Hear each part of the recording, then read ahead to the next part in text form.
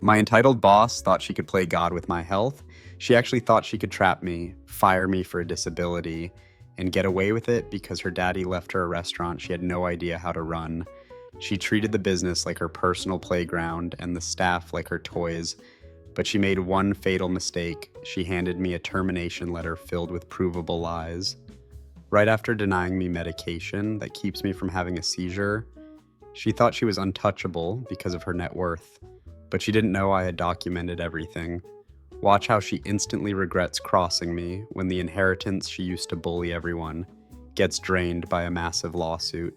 If you think bosses who endanger their employees' lives deserve to go straight to jail, or at least lose every penny they have hit that like button right now, it helps us expose these toxic tyrants. And if you love seeing delusional people get hit with the hardest slap of instant karma, make sure to subscribe and turn on notifications. You do not want to miss this justice. Let's rewind a bit. I started working in this high-end kitchen about 4 months ago. If you've never worked back of house, let me paint a picture for you. It is a brutal, chaotic ballet of fire, steel, and shouting. The air smells like searing grease and panic. The first month was absolute hell. I'm not gonna lie, I went home every single night with burns on my arms and feet that throbbed so hard I couldn't sleep. On top of that, I was the outlier.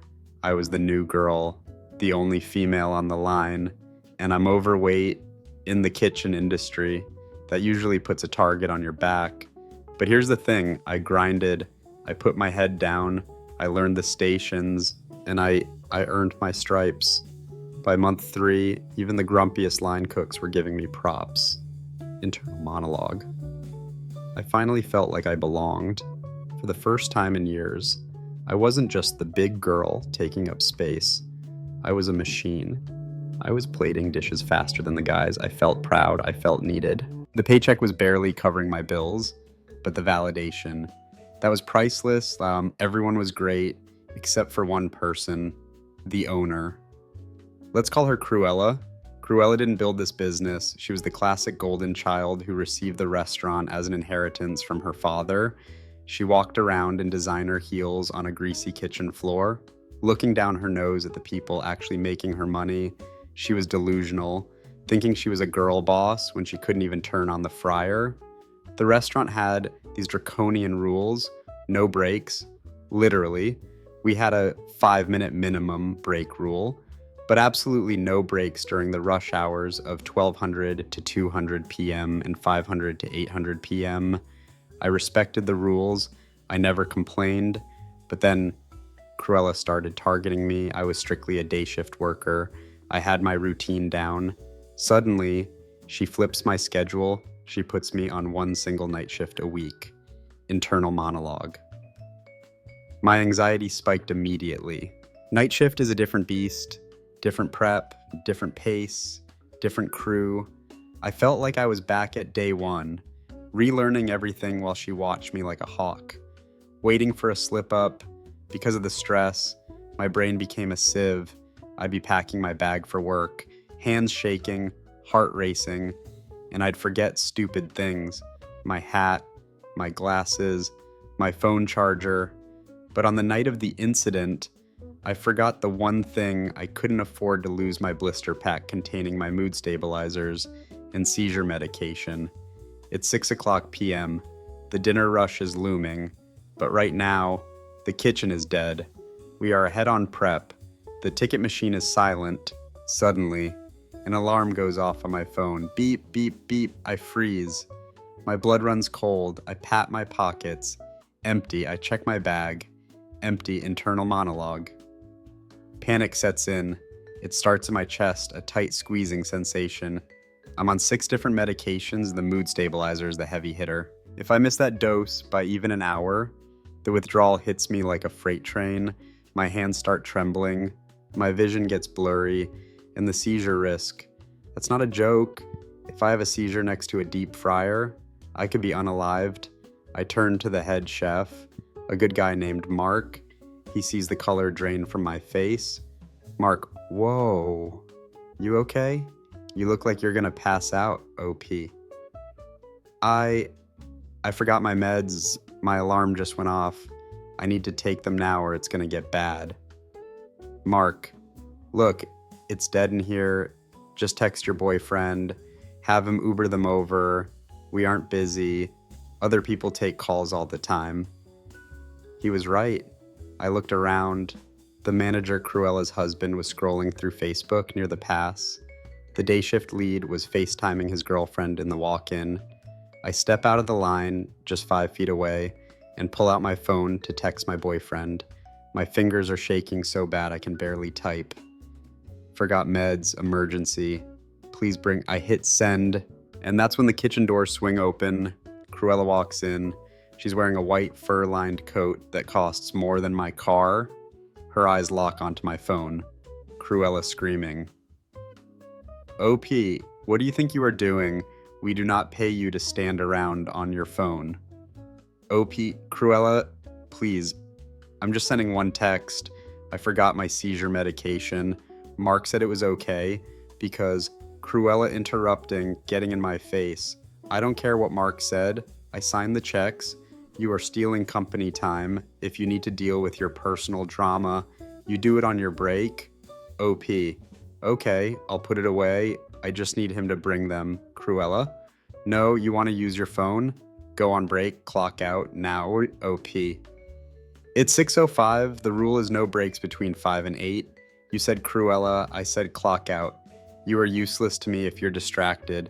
Go sit outside until your little boyfriend gets here. Internal monologue. I was stunned. She was forcing me to break her own rule. But I didn't have a choice. My brain was starting to feel like it was vibrating. I needed those pills. I clocked out. I went to the back alley. It was raining. I sat on a milk crate, crying, watching the minutes tick by. My boyfriend arrived in an Uber 20 minutes later. I ran to him, sobbing. We hugged for maybe 30 seconds. It was the only safety I felt all day. I took the pills dry. I choked them down, wiped my face, and went back inside to finish my shift. I thought the worst was over. I was wrong. At the end of the night, Cruella hands me a warning letter. Cruella smirking. This is a formal write-up. Violation 1, taking a break during the prohibited 5 to 8 window. Violation 2, smoking on company property. OP, but you forced me to go on break and I don't even smoke. I was taking medication. Cruella, sign it or get out. Actually, just go. Take your things, go home 3 hours early. I went home and cried until I passed out. I sent her an email that night trying to be professional. I wrote, I don't think night shifts are working for my health. Can we discuss moving me back to days? I came in the next day for my 12 to 6 shift. I checked the schedule.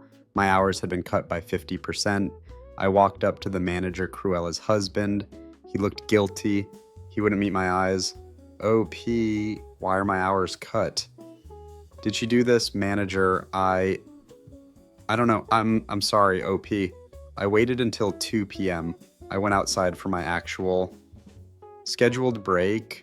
I sat on the curb, lighting a cigarette, my first one of the day, trying to calm my nerves. And there she was, like a villain in a bad movie. She strutted out of the back door. She didn't look at me. She just extended her hand, holding a white envelope. Cruella, here's your 2-week notice. My stomach dropped. The smoke caught in my throat. OP voice cracking. Why? What did I do? Cruella, you should know, if you don't, we can sit down and talk about it tomorrow, but you're done. She turned on her heel and walked away. I opened the letter. As I read it, the sadness evaporated. It was replaced by a cold, hard rage. The letter said I was being terminated for 1, dishonesty and lying, 2, delegating my work to others, 3, failure to improve during the training period, internal monologue. Lying, I label everything. Every container in that fridge has my handwriting and a timestamp. Giving work to others. The head chefs literally ask me to organize the prep lists because I'm the only one who does it right. Failure to improve. My coworkers, her own husband said I was the best hire they'd had in years. This wasn't a firing, this was a fabrication. I didn't wait for tomorrow. I didn't wait for a sit down. I took a picture of the letter. I took a picture of the schedule showing my cut hours. I screenshot the text to my boyfriend about the medication.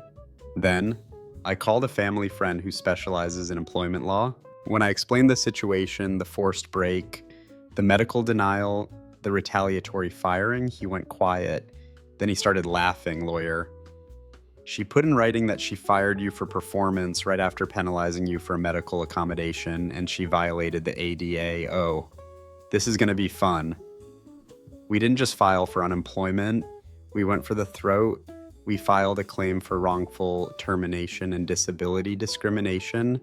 A week later, the sit-down she promised finally happened, but it wasn't in her office. It was via a registered letter from my lawyer to her business. We found out later that when she got the legal notice, she screamed so loud the customers in the dining room went silent. She tried to say I was unstable because of my meds. Delusional doesn't even cover it. She thought her inheritance money could bully me into silence. She didn't realize that in family court or in this case. Labor court evidence is king, and I had mounds of it. The manager, her husband, was deposed. And here's the kicker. He told the truth. He admitted under oath that I was a model employee. He admitted that the no-break rule was selectively enforced. He admitted that Cruella had a vendetta against me because I didn't fit the image of the front-of-house staff. The fallout was catastrophic for her. The labor board audit triggered a deeper look into her business practices. It turns out, if you're willing to violate disability laws, you're probably violating wage theft laws too. They found discrepancies in overtime pay for half the staff. Update. It has been 6 months since I walked out of that kitchen. We settled out of court. I can't disclose the exact amount due to the NDA, but let's just say my student loans are gone, and I have a very nice cushion for my future. But the real karma, the restaurant is gone. Between the settlement payout, the fines from the labor board, and the legal fees, the business bled out. Cruella tried to ask her father for a bailout, but apparently he was tired of funding her failures. The for lease sign went up last week, and the husband, the manager, he filed for divorce. Turns out, watching your wife try to destroy a young woman's life over life-saving medication is a bit of a turnoff. He's actually opening his own food truck next month, and he offered me a job as his sous chef. I accepted. Cruella lost her business, her marriage, and her reputation. She is now living in a small apartment, claiming to be a victim of a corrupt legal system on Facebook. Nobody likes the posts. She wanted to be the powerful owner who could crush me. Instead, she handed me the hammer, and I dismantled her life. So here's my question for you guys. What would you have done if your boss denied you medication and then fired you for it? Would you have settled, or would you have burned their business to the ground legally like I did? Let me know in the comments below. And if you enjoyed watching this entitled Karen get absolutely wrecked by the legal system, smash that like button and subscribe for more stories of sweet revenge. Thanks for watching, and see you in the next